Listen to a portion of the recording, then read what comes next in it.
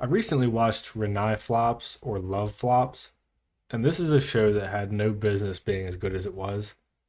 If you've seen it on High Dive, it advertises itself and it starts out as a harem rom-com, and then halfway through, there's a complete change in the tone into something totally different. So if you haven't watched it, just go watch it. It's only 12 episodes, even if you end up not liking it. I think most people would like it if they give it a chance, but either way, go watch it. This will be rife with spoilers because I have to give a thorough plot synopsis to discuss all the messaging and themes and stuff that I find interesting. It'll be a mix of plot and themes that I go through. I'm just going to go straight through episode by episode. Probably speed through the first half since that's a little bit more shallow and just your typical rom-com type stuff. And everything I think is interesting about the show, we need full context for. That's why there has to be spoilers. Before I even get started, it's obviously not just a harem rom-com. It touches on our reliance on AI, has messaging about grief and moving on. It goes into, spending time with the people you care about while you're able to. It asks questions like, what does it really mean to be human and what are emotions really? So there's a lot to discuss for a show that advertises itself as kind of a silly rom-com. Even the episode names are ridiculous all the way through. So if you just look at the episode titles, you would think, oh, it's just a comedy the whole way through. All right, the show starts out with Asahi Kasawagi. I always butcher their names, so sorry. Watching a TV report, and this is kind of a sci-fi future. It doesn't look super futuristic, but far enough into the future where there's AI, and it's an essential part of their life. So he gets 5 keywords that he doesn't know what they mean on this TV report. And the 5 keywords end up being 5 places that he runs into attractive girls in amusing and sort of sexual ways that you get in any rom-com. And the show's pretty funny, and it caught me off guard with a lot of the jokes. Like one of the girls that he runs into lands on him from the steps, and she's like sitting on his face. And she's like, oh my God, you have a boner? And he's like, but it's a banana. And he's carrying around a banana in his pocket. And it's funny because the banana actually has significance later. Like, real significance, not just a joke. So these 5 girls all end up being foreign exchange students that are transferring into his class. The 5 girls are Aoi Izumisawa, Amelia Irving from America, Ilya Ilyukina, Bai Mongfa from China, who is his young teacher, and Karen Istel from Germany. So these 5 girls all find him somewhat rude because of how they met him, and he ends up apologizing and they make up and whatever. So his best friend is, one of the girls is a guy, but it's one of the androgynous, you can't tell types, and that's Ilya. His best friend is Yoshio Ijuin. So all 5 of them confess to him and tell him that they love him. And he's like, what the hell's going on? Like, why did 5 hot chicks just confess to me? When he gets home, all 5 of them are waiting at his house. And it turns out his dad arranged this living situation so that one of them could become his wife or husband, in Ilya's case, because his dad is open-minded. So they all drive him crazy, trying to seduce him and like nonstop harassing him and essentially claim him as their own. And he has to fight with them to get him to stop. So from here on out, we get an episode with almost every girl and guy. Episode 3 is about Amelia, who's a foreign exchange student from America. She's struggling with kanji, and she's learning it from erotic novels. So she knows like a bunch of dirty words, but not like the basics. Asahi supports her, and she has a moment where she realizes that she loves him, and the camera does this zoom in through the eyeball thing, and that'll be relevant later. Episode 4 is the Ilya episode. We find out that Ilya is actually Irina, who was born as a girl, but then raised as a boy by her father because he wanted his heir to be a son. We get some amusing antics here at a hot spring where she hides one of those red masks with the big nose under her towel to make it look like her dong. And eventually he figures out that she's a girl, and she says that she wants to be treated like one. So she has this moment where she realizes she loves him. We get the eye zoom in the camera thing. Episode 5 is the Mongfa Mongfa episode, and we find out that she used to be an assassin in the underworld. And Asahi gets kidnapped to lure her there, and he's tied up naked and lotioned up on the bed. And it's all amusing, and she goes to save him, and there's a bunch of fighting. And one of their badass leader guys is a cyborg that she had fought in the past, so he's enhanced now. And Mongfa tells Asahi to run and says that she'll fight the guy. So he runs away, and then he comes back in a robe that gets ripped off, so he ends up butt naked, covered in lotion, and he lotions up the cyborg guy and then electrocutes him. So he saves her. She realizes she loves him. We get the eye zoom and thing for her too. Episode 6 is the Karen episode, and these floating robot things start launching belts at all the men, and it blows off their dick and balls. The episode is called No Dick, No Balls Either. So it would essentially sterilize the entire human race. When the number on the robot, on the head captain robot guy, gets to 69, it'll blow off every man's balls. So we find out that Karen is a magical girl, and she needs to be powered up by love to attack the robot. So she wants Asahi to have sex with her. He refuses and says that she needs to value herself more. And then she realizes that she loves him. We get the eye zoom thing. And that's the first half of the show. So the first half of the show is very typical rom-com, some dirty jokes. Oh yeah, and Karen, when she does her magical girl spells, there are things like Viagra something and Cialis something, like boner jokes. The second half is where I was watching it, I was like, what the hell is going on? Because it really turns here pretty hard. So we get your classic beach episode is your 7th episode, and it's at the friend Yoshino's private beach, the guy, because he's rich, and Asahi realizes that he doesn't really actually know anything about him, and Yoshino gets hit by a car before they go, so he doesn't even go with them. And they're like, oh, he'll be fine. So it's Asahi and 4 of the 5 girls. Aoi isn't there, and it's just never mentioned. His beach is a nudist beach, and Asahi gets made to wear this gimp mask so he can't see him. And it's all, fun and games at the beach, whatever. Until the 5 of them are walking back to the beach house at the end of the episode, they just suddenly disappear, and he's really confused. And I was a little bit confused during the episode because they don't even mention that Aoi isn't there. She's just not there. Like, no one says anything about it. So I was like, that's kind of weird. Like, did I miss something? That's episode 7. Episode 8, we get a flashback of Asahi with his friend AI, at the beach. She's a little girl. She's not an AI. The episode goes on, and he's unable to remember the other 4 girls. So now it's just him and Aoi at the beach house, and she's making food and ignoring calls from Yoshino, who we have seen at the end of the last episode is actually a woman in a different location. It's not a guy. So we really don't know what's going on. So Asahi and Aoi have a day together, and he's confused because he feels like he's forgetting something important. And Aoi just ignores him whenever he asks about it.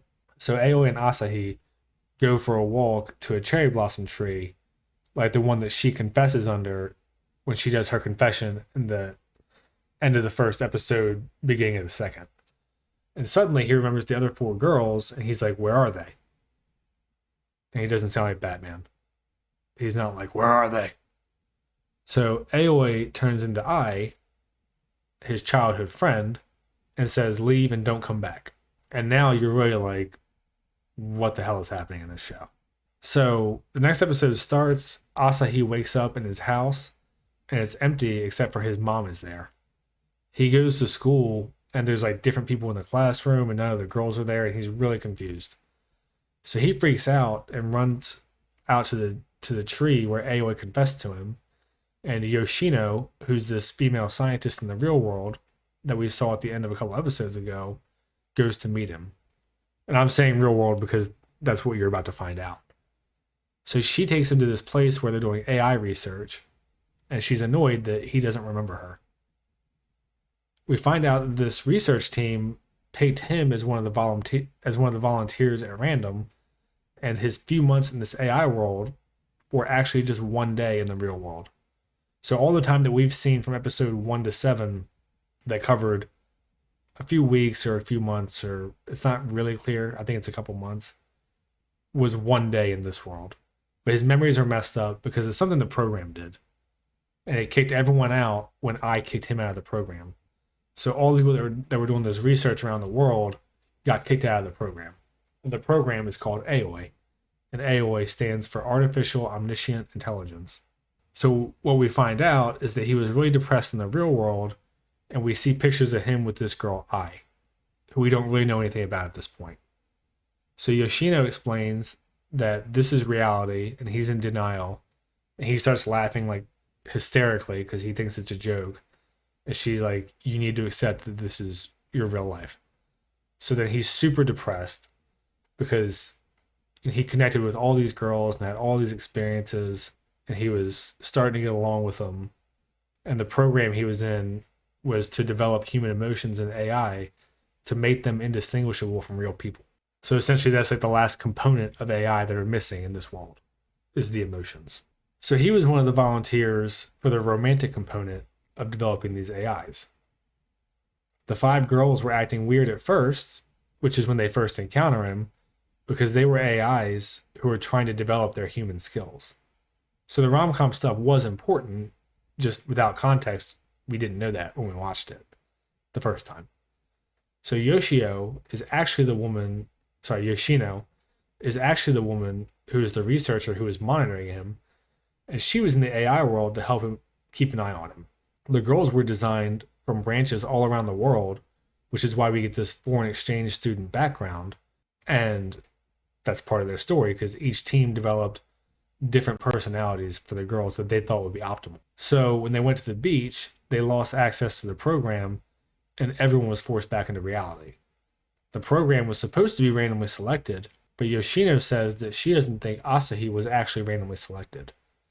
So Yoshino is in the process of getting fired because she can't stop being more involved than she's supposed to. And she gets kicked out of the office with Asahi and her lab friend, whose name I can't pronounce.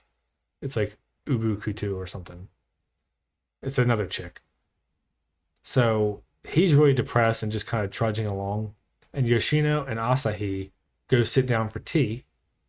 And she explains to him that instead of deep learning, where AI learn to be more human through repetition, that another method is to copy a human's brain and use it. And it was thought to be impossible until a couple years prior. And the man who did it by himself to prove that he could create an artificial consciousness, and it developed rapidly after on its own. And this guy was Ai's dad, the little girl that we saw in Asahi's memories. And he named this mother AI Ai after his daughter. So we get flashbacks to her and Asahi as kids hanging out, and he's visiting her in the hospital, and she explains that Ai's dad used her brain for the brain scan. And he did it before a sudden illness killed her. And then we see Asahi still has his final text from her on his phone, and it's about seeing the cherry blossom trees together after he gets off school, and then he goes to her grave and cries. The next episode starts, and everyone's having issues with their phones and stuff because the system is down, and we see Aoi on the screen, and we get a flash where it shows Ai in Aoi's place. And Asahi wakes up, and the news is talking about the issues, and his mom offers him breakfast, but he says he'll just have a banana. And I just want to pause here for a second because I really like this topic of over-dependence or over-reliance on AI or just computers in general. It's something that I always find interesting because obviously computers have made our lives way easier than they've ever been in a lot of capacities, but we've also lost a lot at the same time because of our reliance on them. Like, how many young people don't know how to actually spell anything because of autocorrect, or can't actually navigate anywhere because they just use Google Maps for everything? Or more seriously, they don't learn to socialize because they have hardly any face-to-face interaction. And these are all things that I find interesting. And whenever we do develop a fully blown AI, it's only going to get worse. I mean, if we got hit with an EMP that wiped out our electronics and internet, how many people would know how to survive or get in contact with people who are far away or procure their own food sources or water? I wouldn't. And I feel like I'm pretty average in general. So I feel like most people probably wouldn't be able to unless you grew up in that kind of lifestyle. So the fact that this is shown and brought up in this show, I was very surprised, and I also thought it was interesting because like all of a sudden, no one can drive on the roads, no one can use their phones, they can't watch TV, they don't have AIs helping them do their like the broadcast and stuff. It gets mentioned on the news, so it's like this complete dependence where the second we don't have a phone in our hand or a computer, we feel lost. It's wild. So anyway, so we go to the AI research place and they're freaking out because the AI has locked them out of the satellite. And they say that in the worst case, they'll have to destroy the satellite. And this one's special because it's got quantum computers and whatever. And it costs a ton of money, so they don't want to do that. So Yoshino goes to visit Asahi at his house, and she explains that they need him to go back in for a certain reason. He gets upset because he says that he finally accepted that he'd never see Ai again, and then all this stuff happened and kind of shoved it right back in his face. Aoi was the first AI created and the most similar to the girl Ai, and Yoshino thinks that by interacting with Asahi, it brought Ai out of the AI's subconscious. So she thinks that Asahi is the only one who can get in because the satellite locked everyone out, and there's a message repeating, "I want to see you," that they translated from the data, whatever, pulses. Sci-fi stuff.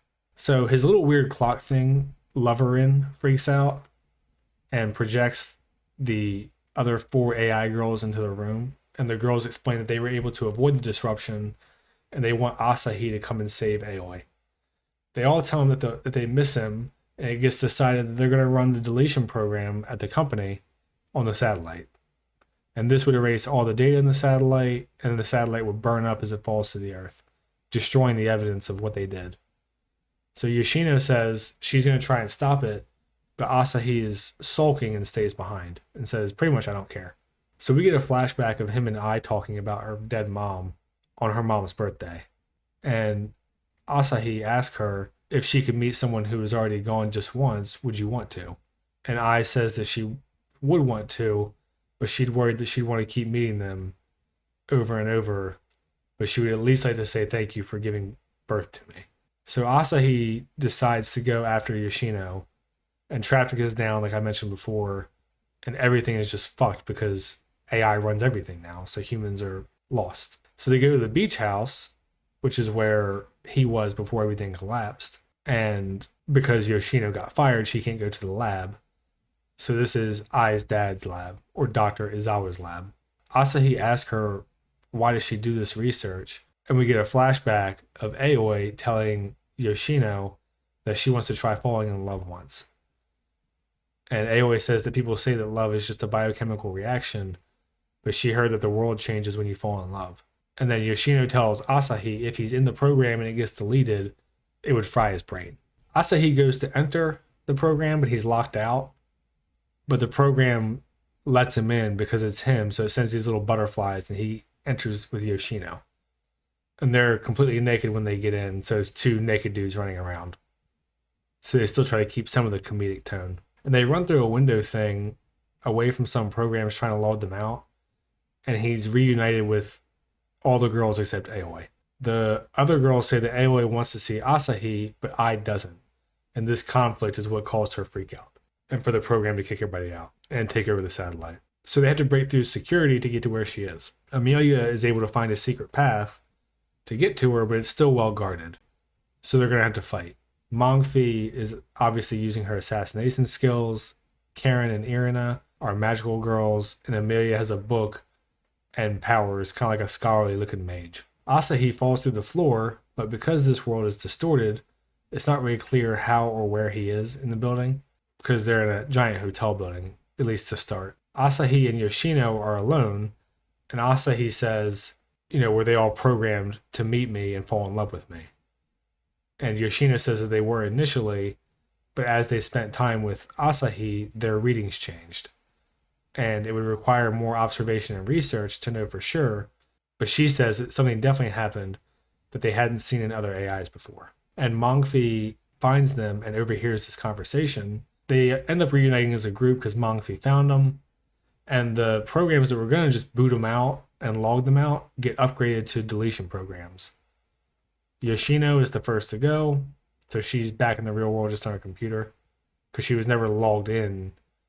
Like with the brain scan, she was just using a computer. The girls all tell Asahi to get back, but he says no, he'll fight too because it doesn't matter who's AI and who's human. So they fight and break through to the other room, and then the cyborg guy comes back from Mongfi's episode, and Mongfi says that she realized that she loved him when he protected her, and we see a memory from Asahi and I. And this is why we got the zoom-ins through the eyes each time that a girl realized that they loved him. And Mongfi says, this is when I realized I was an artificial being, but it's also when I realized that I love you. And she says that this feeling was not artificial, and it was her own emotion, and not just from Ai's memories. So she says, I'll beat them and catch up to you guys, and then kisses him. Obviously, she stays behind and seals the door off, so they can't get back to her after she pushes them all through. And Asahi goes to grab her, but only gets a ribbon, and she asks him to call her by her first name like he does the other girls. And he finally does it as he's falling through the door, and then the ribbon in his hand disappears a couple minutes later, and we know she's gone. It's pretty well done, and it's a pretty emotional scene because kind of weren't expecting his harem to start fucking dying off. And at this point, there's only 2 episodes left. So before I get to the last couple episodes, I think this is another really interesting subject of kind of what are emotions really and what makes us human. The premise of the show is essentially that emotions are more than just chemical reactions. And I think it's interesting because obviously we're animals, but emotions are just such an abstract and complicated thing that I'm not sure if we'll ever be able to just quantify them with any kind of certainty, outside of extreme personality types and traits. The other part of this that the show touches on is, do our emotions make us human? Because they treat AIs as though they're simply programs and they're using them in their day-to-day life. They don't really think much of them.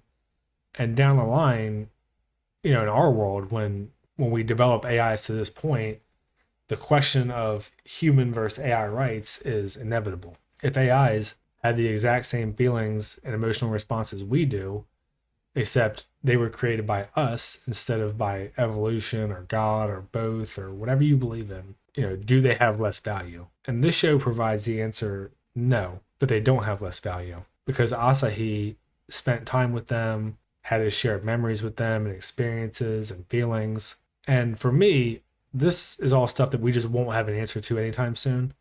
But the question of where do you draw the line of human versus not human or human versus less than human is interesting. And even now, how many people treat their dogs as equal as a person? Like they treat their dog the same way they would treat anybody. I don't know. I just think it's all interesting. And it really caught me off guard because I just wasn't expecting these kind of issues to be broached in this show. When you've got a girl casting magical Viagra spells.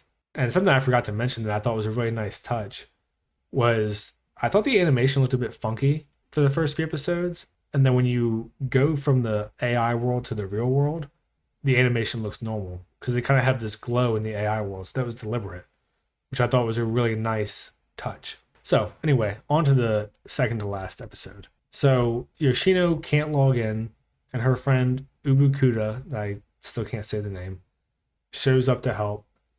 Yoshino sees that Mongfi got deleted, and they're all upset about it, but Asahi says they have to keep moving forward. Otherwise, it's a waste, essentially. So they go to another building, and Amelia is trying to figure out a route for them. On the way there, Asahi gets shot in the arm by a machine, and they're asking about the real world and how amazing it must be. But Asahi says that he's been stuck in place since he lost Ai.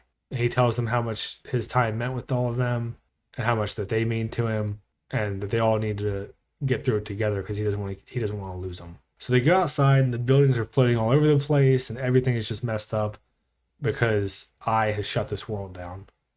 And there's a ton of flying monsters and stuff. So Karen and Irina have to fight them, and they stay behind while Amelia and Asahi go to the next place. So Amelia tells Asahi about her moment where he supported her during her studies, and we get another flashback to him and Ai, when she took in a lost puppy, and her dad only allowed it because she promised not to cry when the owner showed up, and she didn't. Karen and Irina are about to die, so they're talking about their moment with Asahi. Karen's is when he supports her during her episode and tells her she needs to value herself more. And we get a flashback to him and I as little kids. And she's trying to do a flip over the pull-up bar.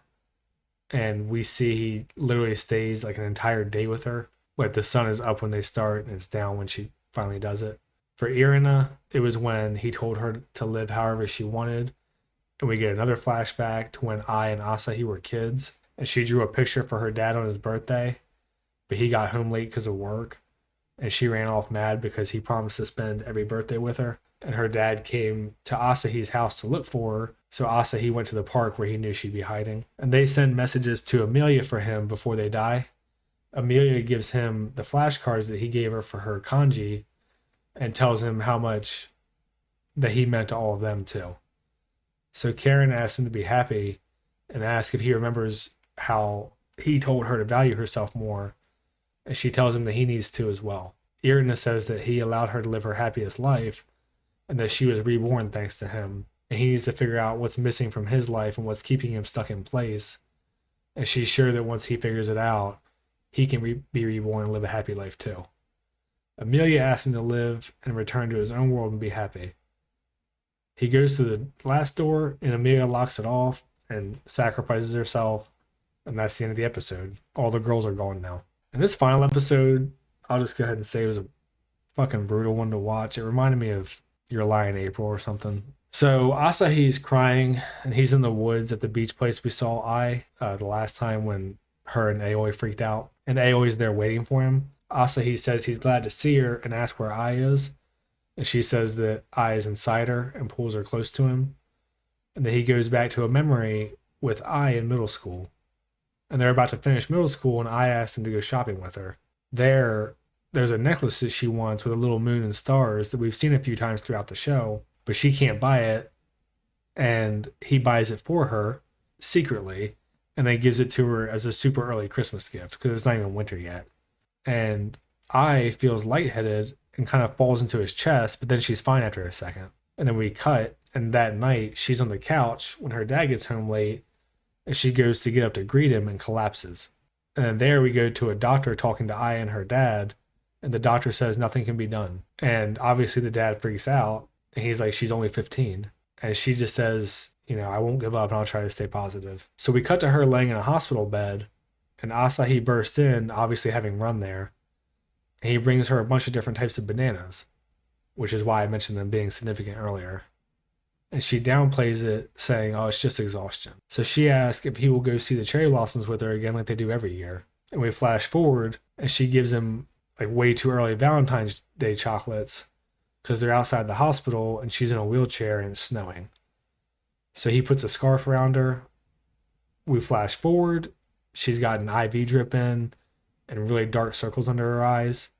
And she puts makeup on before he gets to the hospital, so she looks normal. She doesn't have the energy to go outside or laugh at his stories or anything. And she's like, you don't have to come back anymore. You should worry about your exams so we can go to high school together. And he says, okay. And we cut forward again, and she's got an oxygen mask on. Obviously, she looks really bad. She texts Asahi that she misses him and wants him to come see the cherry blossoms that are just starting to bloom. And she has on the necklace that he gave her. These are also the last messages that we saw on his phone earlier from her, that I guess he just kind of looks at sometimes. We cut outside the room. Asahi and Aoi are watching, and they're just kind of in this empty room with a door, and Aoi apologizes to him for dragging him there and tells him that she's grateful for the emotions that she felt, and he thanks her too for all the experiences. And he goes through the door, and there's like this space background, but they're under the cherry blossom tree that Aoi confessed to him at the end of the first episode. Or beginning of the second, whatever. So he hugs Ai, and they both don't really know what to say. And she asks him for a favor, which is to forget her and move on with his life. And he says no. And he starts bringing up all their memories that we saw before with the other girls.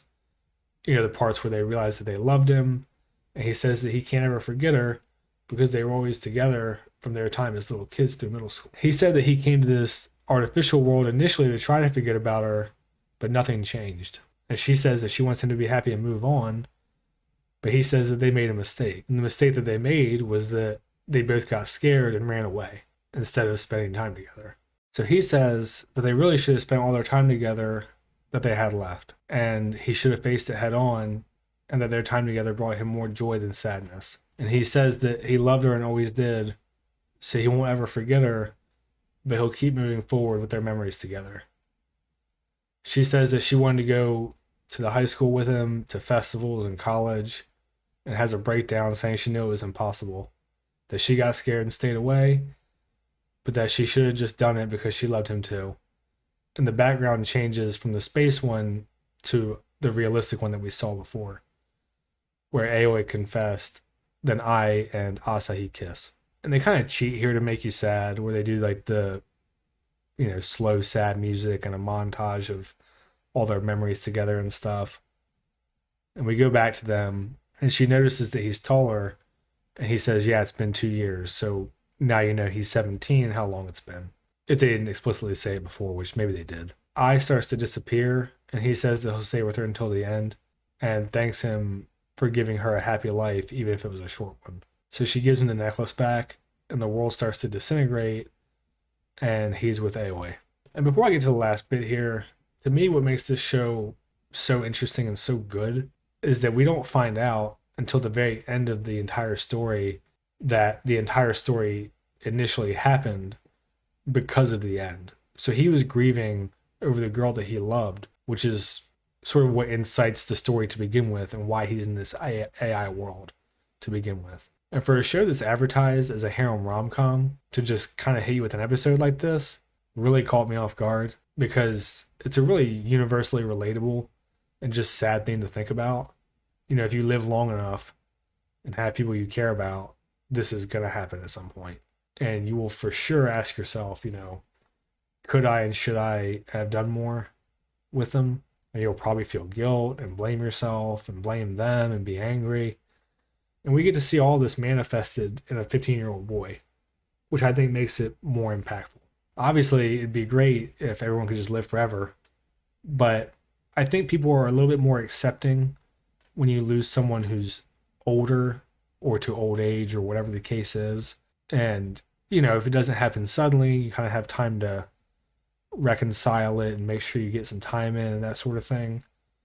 But a 15-year-old losing the girl that he loves within the span of a few months, and as far as he was aware, it was sudden, and it's just brutal. And I think that's what really makes this like a kind of a weighted emotional impact that you wouldn't expect from a show like this. And I said it kind of reminded me of Your Lie in April because of obviously this part, although this is more dealing with the aftermath of that, where if you've seen Your Lie in April, it's leading up to it. And we get the obvious message here that, the people we've lost would want us to remember them, but also to not just stop living, which, I think is a meaningful but hard pill to swallow, especially when, you're the one who's lost someone and like immediately right after, it's pretty much impossible to be this logical about it. So this episode was a pretty rough one to get through in a good way, because of all this. So I'll get to the last little couple minutes here. So he wakes up back with Yoshino, and he's butt naked because she had to check his vitals, and the necklace made it back to the real world with him. And they step outside and see the satellite falling from space. So we cut forward, and him and a couple of people from the high school that we saw in the real world got accepted into college. And it's been about 1.5 years since the experimental project Aoi is now being mainstreamed. Yoshino is now the chief, and she asks her friend Ubukuda, what does it mean to be human? Which I mentioned earlier. And Asahi visits Ai's grave and then has 4 boxes waiting for him when he gets home. Amelia pops out of one, then Karen, then Mongfa, and then Irina. So they all have bodies now, and we see Aoi wanted to walk there on her own. And if you look at the bag that she's carrying, you can see that it has multiple types of bananas, like the one that he brought Ai into the hospital. And Ubukuda makes the comment that no other AIs have developed the way that these 4 did, or 5, if you want to count Aoi. And that romance is an amazing thing, and essentially that the romance that I felt for Asahi allowed this creation to happen, is the implication. We cut back to Asahi, and he's obviously super happy to be with all of them. And he's like, I don't really have enough room for all of you to live here. And they're like, but we can all sleep standing up, so it's no problem. And he kind of says it's creepy and whatever. And we end with him saying that this spring breeze brought him more first encounters than he can count. And they all meant a lot to him. And then the show ends. Yeah, video is going to be a lot longer than I hoped it would. This show was one that really kind of came out of nowhere from me. I had seen posts on Facebook about it, and I was like, oh, it looks like it's decently popular, and it looks like it's pretty funny. But for me, I'm not like, I like to binge stuff when I can, unless it's something I'm really invested in. So something like this, I was like, I'll wait till it's done, and maybe I'll check it out. And I watched like an episode or two, and I was like, it's pretty funny. I'll keep going. And then once I got to that 6th or 7th episode, I was like, okay, I need to fucking binge it now. And I'm glad I did. I mean, it's probably the best show that I've seen in a while. And I think part of it is that I didn't know about any of the serious stuff. It kind of makes me wonder why they advertise it that way. I mean, I guess if they say it's more serious, then you don't get the twist. But I feel like a lot of people have just skipped out on the show completely because they think it's just a harem rom-com deal. And even for me, the first episode, I was like, okay, so the premise is it's a harem, but he hates it. Is kind of the feeling you get after the first 2 episodes. Because the second episode is where they show up at his house. And you're like, all these girls want him and he doesn't want them around. It should be amusing. And then you get into all this stuff with, AI and what does it mean to be human and dealing with grief and loss. And it just ended up being a really good show. So yeah, I definitely would recommend it. If you haven't watched it, I don't know why you're listening to this whole video. Even if you, for some reason, listen to this entire video and haven't watched it, go binge it anyway. I'm sure you'll get different things out of it than I did. And even if you know how something's going to end, it's still worth watching. I mean, people rewatch movies and shows, right? All right. Well, I'm going to cut it off here since this is kind of a long one. But yeah, definitely a recommend from me. This is for sure one of the most impactful shows I've seen in a while. So go check it out. All right. Thanks. See ya.